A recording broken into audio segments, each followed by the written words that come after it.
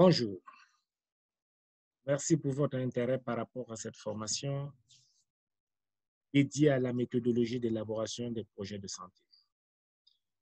Dans la capsule vidéo introductive et relative à cette formation, nous avons énoncé 10 étapes importantes pour concevoir un projet de santé. Et quelles étapes? Je me permets de vous les rappeler. Objet, motif, objectif, ressources, temps, rôle, résistance, ajustement, communication et bilan. Dans la présente capsule vidéo, nous allons parler de l'étape numéro 5 qui est consacrée au timing du projet. Cette étape va nous aider, en tout cas, va nous sensibiliser sur la nécessité de se préoccuper sérieusement de la question du temps lié à son projet de santé. Notre propos va se structurer en 3 points. Dans un premier temps, nous allons parler de quelques généralités autour de la notion du temps dans le cadre d'un projet de santé. Ensuite, nous parlerons de quelques outils techniques qui aideront en fait à donner du contenu plus facilement à ce contenant, n'est-ce pas, qu'est le timing. Et à la fin, troisième point, nous parlerons de quelques exemples en termes qui se rattachent au timing. Nous présenterons par exemple un exemple de chronogramme ou alors un exemple et un exemple de rétro-planning. Alors, pour ce qui est des généralités donc autour de la notion du temps,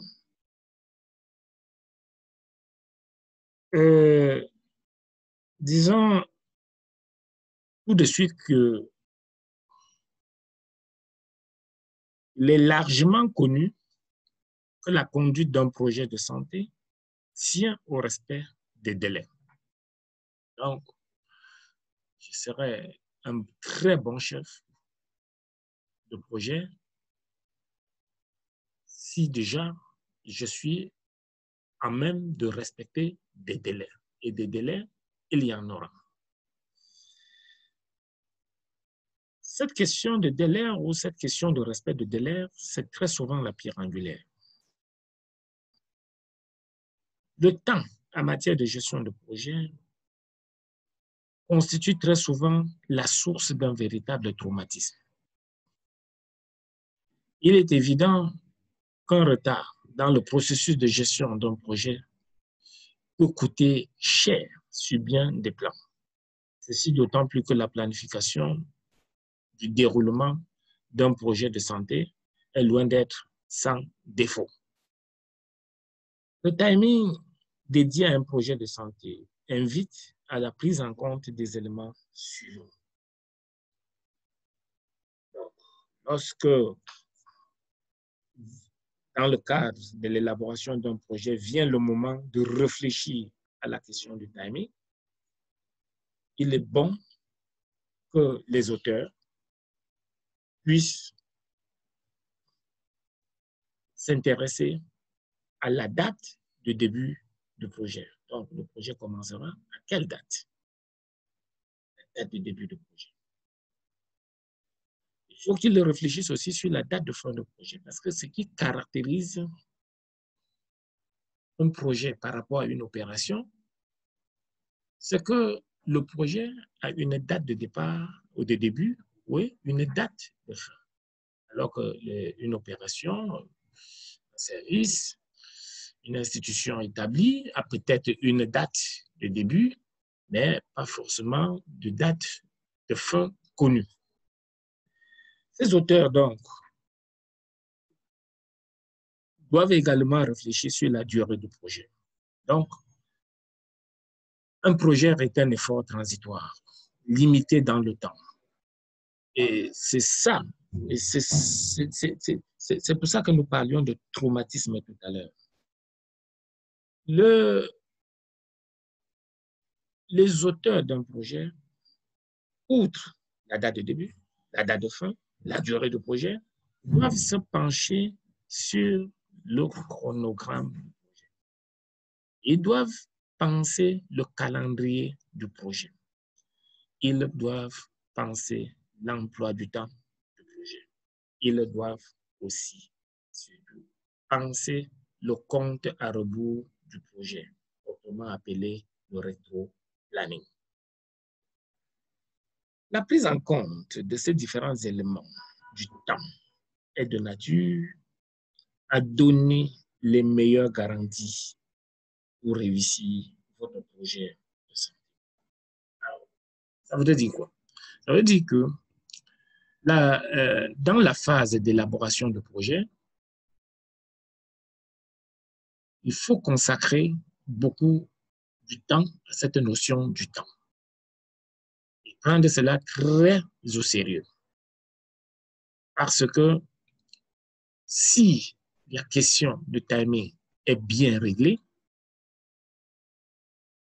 cela constituera des garanties, n'est-ce pas, aux yeux des évaluateurs potentiels, des financeurs, c'est même déjà une marque de sérieux. C'est déjà quelque chose qui montre, c'est des indications que ce projet a de fortes chances de réussir.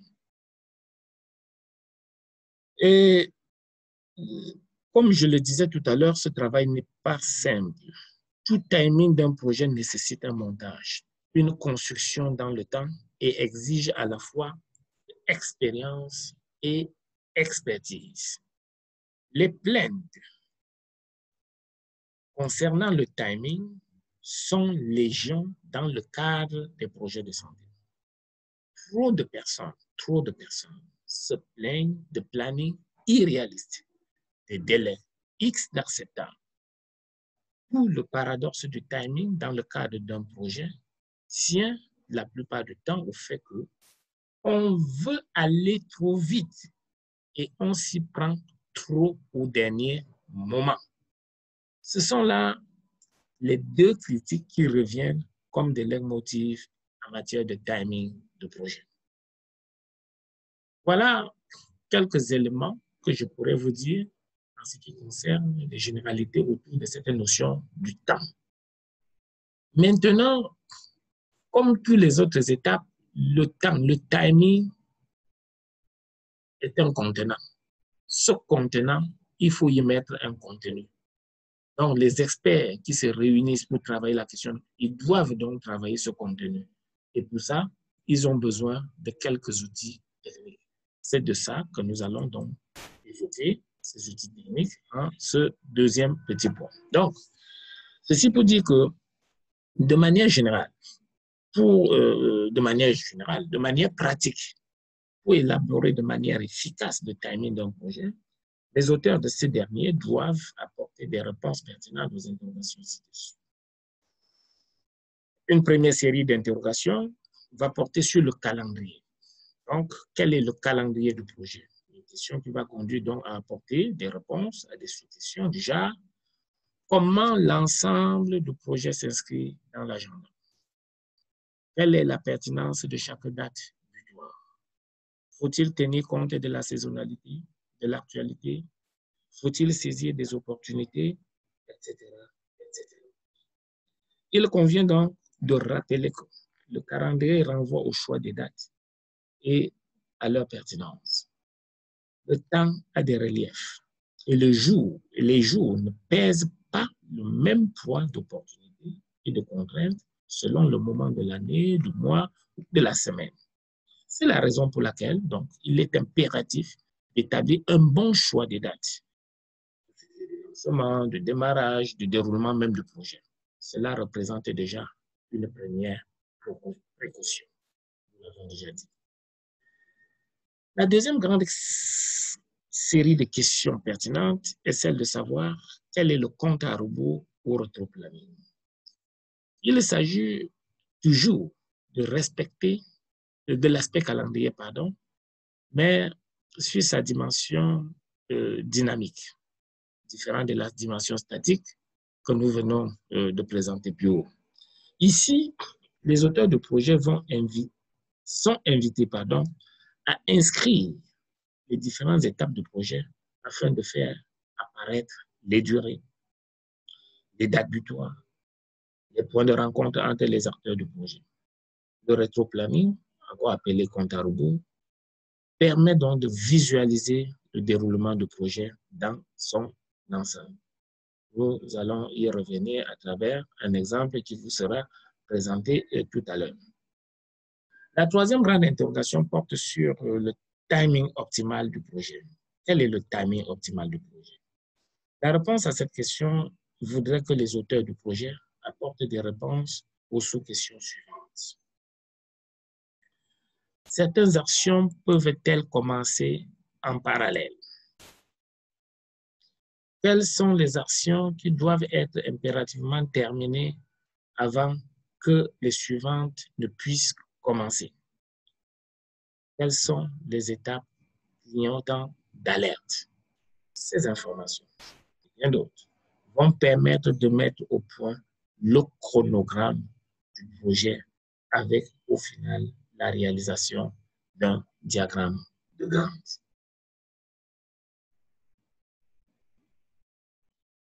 Ceci nous amène à regarder les choses de plus près à travers des exemples comme je vous ai annoncé tout à l'heure. Alors, comme vous pouvez le voir affiché, voici un exemple de chronogramme, voilà, avec tout son intitulé, hein. Je n'invente rien. Chronogramme d'activité, exemple pour un projet de sécurité et de diversification alimentaire par la mise en place d'un périmètre maraîcher en agriculture biologique géré par un groupement. Donc, voilà, ce chronogramme, qu'est-ce qu'on peut y trouver? On va trouver les différentes activités, ce que je pourrais appeler les activités principales. Là, on en a 4. Ces activités sont en fait ordonnées, classées, n'est-ce pas, suivant leur ordre de mise en œuvre. Autrement dit, l'activité 1 passera forcément avant l'activité 2, avant l'activité 3, ainsi de suite. L'activité 1, c'est le maraîchage, équipement et formation. Ça, c'est une activité principale. Et là, dans cette activité 1, on a un certain nombre de tâches, à peu près 6, comme vous pouvez le voir, le défichage, la clôture, l'achat du matériel, ainsi de suite. Alors, on pourra faire le même exercice pour l'activité numéro 2, l'activité numéro 3, l'activité numéro 4. Ici, de ce côté, on a des périodes, mais surtout les mois, donc janvier, février, mars, avril, mai, juin, juillet, août, ainsi de suite. Et là, on voit que ce projet, en réalité, va prendre un certain nombre d'années. Donc, plus précisément, en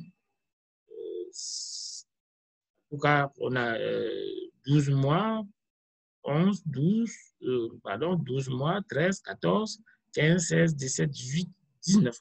Donc, un peu moins de 2 ans, mais plus d'1 an quand même. Alors, la tâche,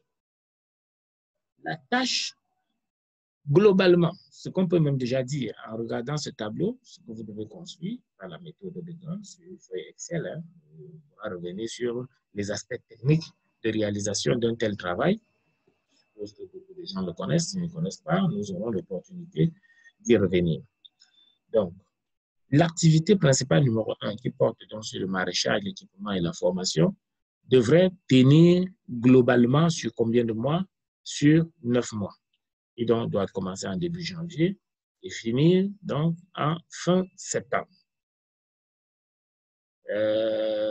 Quant à l'activité principale numéro 2, on voit qu'elle va commencer à peu près dans la deuxième moitié du mois de juillet et se terminer, n'est-ce pas, au mois de décembre. Au mois de décembre. Donc, quant à la troisième activité, donc, elle va commencer, n'est-ce pas, un peu dans la première moitié donc, de novembre et se terminer avant la dernière semaine à peu près du mois d'avril de l'année suivante. Et la quatrième activité, ainsi de suite. Donc, ce que nous remarquons ici, c'est que une chose très, très importante, c'est que le défrichage commence, l'atelier peut commencer avant même la fin du défrichage. On n'est pas obligé d'attendre la fin du défrichage pour engager la tâche atelier. Aussi, la clôture peut s'engager, ainsi de suite. Donc, nous voyons là un peu comment les choses se cheminent. Ici, cet exemple ne nous laisse pas clairement voir une tâche qui est obligée de se terminer avant qu'une autre commence. Toutefois, nous pouvons quand même constater que il n'est pas possible de faire le premier test de forage si, par exemple, on n'a pas fini d'acheter le matériel et d'aménager tout ce que vous pouvez le constater. Donc, conséquence, voilà donc un exemple de chronogramme qui nous permet de voir de manière globale l'enchaînement des différentes activités. Ici, on pourra donc dire, comme ça, le projet commencera en janvier de l'année N et se terminera en juillet de l'année N plus 1. Autre chose qu'on pourra dire concernant cet exemple d'organigramme qui vous est présenté, c'est que globalement, ce chronogramme, on pourrait dire le projet va durer, la durée du projet est de 19 mois, mais ça, cela ne peut être vrai que les activités se déroulent en, comment on va dire ça, en jours calendaires. Donc, si les choses se font dans des jours ouvrables, ce qui suppose que les samedis, les dimanches, les jours fériés, des choses comme ça, il n'y aura pas de travail. Conséquence, ce projet ne fera pas forcément, sur le plan du calendrier, 19 mois, mais un peu plus, n'est-ce pas, lorsqu'au lieu de programmer le travail sur 7 jours, on le fait sur 5 jours. Ça, c'est extrêmement important de le savoir. Lorsqu'on est en train de travailler le calendrier, cette information est aussi importante pour savoir que une fois qu'on a déterminé le jour, la date du début du projet, la date de la fin du projet va être contingentée donc par ces éléments de calendrier, de chronogramme, ainsi de suite. Donc, ça ne sera pas donc réaliste si on regardait tout simplement ce chronogramme et on dit le travail commence, disons ça comme ça, le 1er janvier et se terminera donc le 31 juillet. Ça ne sera pas réaliste. Il faudra donc développer ces exemples-là. Voilà ce que je voulais vous dire concernant un exemple de chronogramme. Et maintenant, nous allons voir un exemple de rétro-planning. Après l'exemple concernant un chronogramme, voici maintenant, toujours dans cette rubrique d'exemple en ce qui concerne le timing, un autre élément très important, c'est le rétro-planning. Donc, le rétro-planning, c'est quoi? Comme on peut le voir là, on fait une planification, comment je vais dire ça, inversée, en se disant, au jour de la cérémonie, ou bien, reprenons plus haut, nous avons là, on dit 9 mois avant le jour de la cérémonie, il faut qu'on puisse constituer le jury et choisir le président. 8 mois avant la cérémonie, il faut faire un bref de l'agence événementielle. Donc, on peut continuer comme ça pour se rendre compte que il est prévu une réunion de jury, conception, choix et création de trophées 30 jours avant le jour J. Et un jour avant le jour J, c'est la vérification des derniers détails, sonorisation, éclairage, ainsi de suite. Donc, ça, c'est un outil très important. Le jour J, c'est le jour prévu pour le déroulement de la cérémonie. 5 jours après le jour J, les gens se réunissent pour faire une réunion de bilan. 45 jours après, il va falloir payer les fournisseurs. Donc, lorsque vous travaillez le timing, il est très, très important donc, de mettre en place un rétro-planning. Ça permet très rapidement de constater à quel niveau on est déjà en retard, ainsi de suite.